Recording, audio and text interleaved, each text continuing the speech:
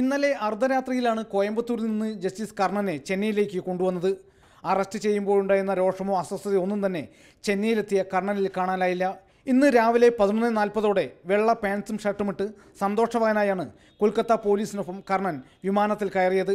സാമൂഹ്യ നീതിക്ക് വേണ്ടിയുള്ള തൻ്റെ പോരാട്ടം ഇനിയും തുടരുമെന്ന് ആവർത്തിച്ച ജസ്റ്റിസ് കർണൻ തന്നോട് സുപ്രീം കോടതിയിലെ ന്യായാധിപന്മാർ കാണിച്ച നീതികേടിന് കാലം തിരിച്ചടി നൽകുമെന്നും പറഞ്ഞു. ഇന്നലെ വൈകുന്നേരം കോയമ്പത്തൂരിൽ അറസ്റ്റിലായ ശേഷം മാധ്യമപ്രവർത്തകരെ കാണുമ്പോഴും ഇതേ കാര്യങ്ങൾ പറഞ്ഞിരുന്നു. എന്നാൽ ഇന്നലെ രോഷത്തോടെയാണ് പ്രതികരിച്ചതെങ്കിൽ ഇന്ന് വളരെ ശാന്തനായാണ് അദ്ദേഹം സംസാരിച്ചത്.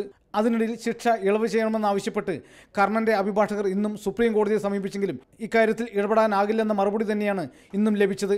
കഴിഞ്ഞ മാസം 9-നാണ് കൊൽക്കത്ത ഹൈക്കോടതി ജഡ്ജിയായിരിക്കെ കോടതിയലക്ഷ്യ കേസിൽ സുപ്രീം കോടതി കർണനെ 6 മാസത്തെ തടവിന് ശിക്ഷിക്കുന്നത്. ആ ദിവസം ചെന്നൈയിലുണ്ടായിരുന്ന കർണൻ പിറ്റേന്ന് കൊൽക്കത്ത പോലീസ് എത്തുമ്പോഴേക്കും ഒളിവിൽ പോവുകയായിരുന്നു. പിന്നീട് 1.5 മാസത്തോളം കൊൽക്കത്ത പോലീസും തമിഴ്നാട് പോലീസും സംയുക്തമായി നടത്തിയ അന്വേഷണങ്ങൾക്കൊടുവിലാണ് ഇന്നലെ രാത്രി കോയമ്പത്തൂരിൽ വെച്ച് ജസ്റ്റിസ് കർണനെ പിടികൂടുന്നത്. മാതൃഭൂമി ന്യൂസ്, ചെന്നൈ.